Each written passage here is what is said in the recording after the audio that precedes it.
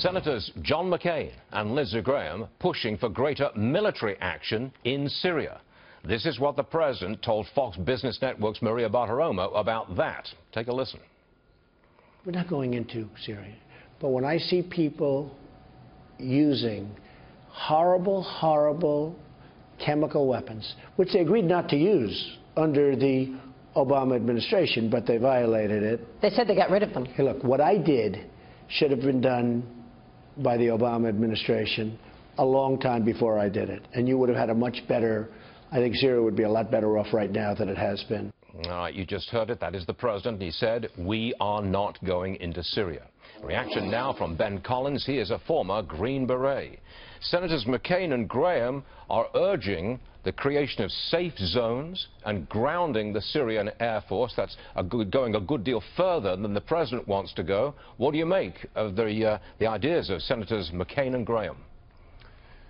Well, Stuart, to be honest, I don't think much of it. I mean, look, the reality is if you were going to establish a safe zone, you suddenly become responsible for what happens there. We established a safe zone towards the back end of the first Iraq war for the Kurds. That took thousands of soldiers. It takes, a huge logistical effort, and then you have to actually protect the safe zone.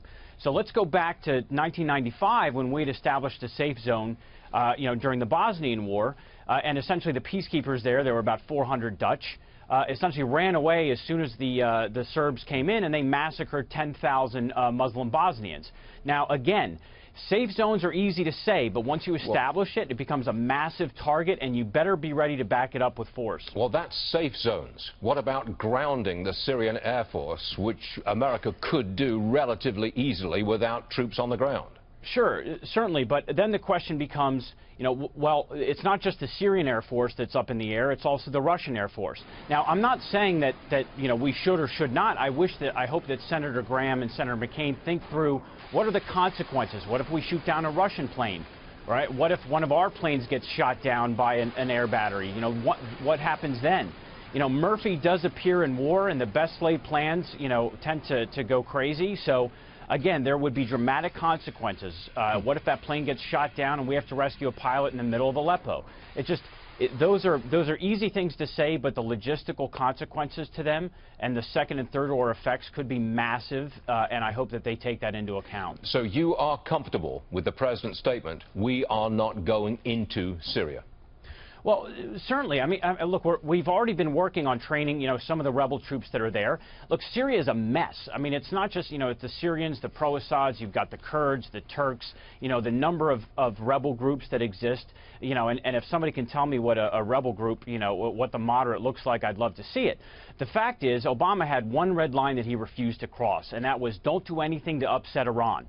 Therefore, we backed off of doing anything of real substance in Syria, so we didn't want to rock the boat for the Iran deal. And here now are the consequences. And Stuart, what a lot of people are missing is it's not that just Obama said he was going to enforce. Look, the world, I mean, we agreed within the Geneva Convention, all the signatories, not to use chemical weapons.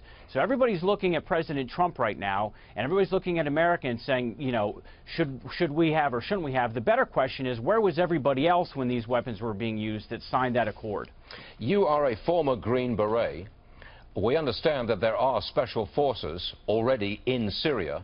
Are they not now targets following America's attack on that Syrian airfield? Well, Stuart, I think they're probably targets all the time that are over there.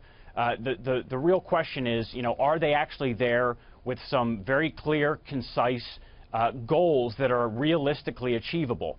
Are they going to be, greater targets? Perhaps, but, if I'm going to be frank, the reality is they're targets every day, all the time, 24 hours a day, and they will defend themselves as necessary. Ben Collins, former U.S. Green Beret, thanks very much for joining us, sir. We appreciate it. Thank you, Stuart. Yes, sir.